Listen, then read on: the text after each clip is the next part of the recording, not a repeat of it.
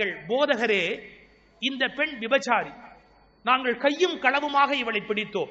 இவள் விபச்சாரி, நாங்கள் கையும் களவுமாக இவளை பிடித்திருக்கிறோம்.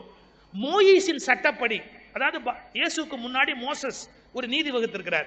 மோயிசின் சட்டப்படி இவள் கல்லெறிந்து கொல்லத்தக்கவள். ஏன்னா விபச்சாரியை கல்லெறிஞ்சு கொல்லணும்னு சொல்லியிருக்கிறாங்க. இவள் கல்லெறிந்து கொல்லத்தக்கவள். போதகரே, தாங்கள் தீர்ப்பிடும், நீங்க தீர்ப்பு சொல்லுங்க அப்படின்னு கேட்கிறாங்க.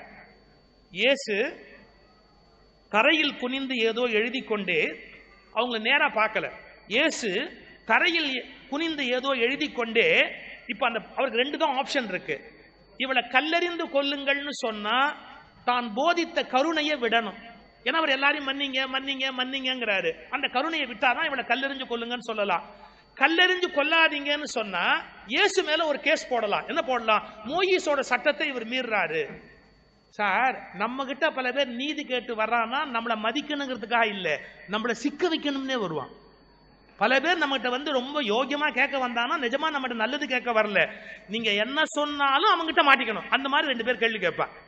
அப்படிதான் கேட்டான். மோயிசின் சட்டப்படி இவள் கல்லெறிந்து கொல்லத்தக்கவள், கொல்றதா இல்ல உன்னோட கருத்துப்படி மன்னிக்கிறதா இவளை?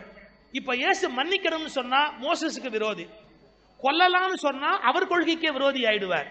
அதை ரொம்ப டிப்ளமேட்டிக்கா இயேசு கையாண்டார் பாருங்க. அவங்க முகத்தையே பார்க்கல.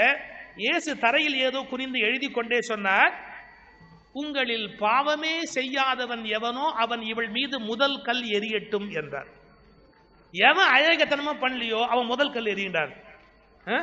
இந்த உலகத்தில் உங்கள் யார் பாவமே செய்யாதவனோ அவன் இவள் மீது முதல் கல் எறியட்டும் என்றார். அடுத்த வார்த்தை தான் பைபிள்ல ரொம்ப டாப். அங்கிருந்த முதியவர் உட்பட நகர்ந்து போனார்கள். அங்கிருந்த முதியவர் உட்பட. வயசாயிட்டதாலேயே ஒருத்தன் யோகியம் ஆயிடுவான்லாம் ஒண்ணு நிச்சயம் கிடையாது. 60 வயசுக்கு அப்புறம் சேட்டை விட்டவன் எவ்வளவு பேர் இருக்கான் தெரியுங்களா? வயசாயிட்டதாலேயே ஒருத்தன் யோகியமா மாறுவான்லாம் ஒன்னும் கேரண்டி கிடையாது. இதுக்கு வயசுக்கு சம்பந்தம் கிடையாது.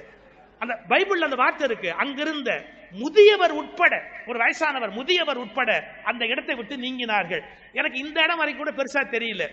அந்த பெண் அழுது கொண்டே சொன்னாள், போதகரே, நான் உண்மையில் பாவி, போதகரே, நான் உண்மையில் பாவி, நீர் தீர்ப்பிடும் என்றாள். நான் எனக்கு என்ன தண்டனையோ அதை நீங்க சொல்லுங்க அப்படின்னு. அப்போ இயேசு ஒரு வார்த்தை சொன்னார். என்ன? உனக்கும் கடவுளுக்கும் குறுக்கே நான் யார்? உனக்கும் கடவுளுக்கும் குறுக்கே நான் யார்? நான் ஏன் தீர்ப்பிட வேண்டும்? எப்போது நீ பாவத்தை உணர்ந்து கொண்டாயோ அப்போதே நீ மன்னிக்கப்பட்டவள். நீ எந்த நேரத்தில் நான் பண்ணது பாவம் ரியலைஸ் பண்ணிட்டியோ அப்போதே நீ மன்னிக்கப்பட்டவள்.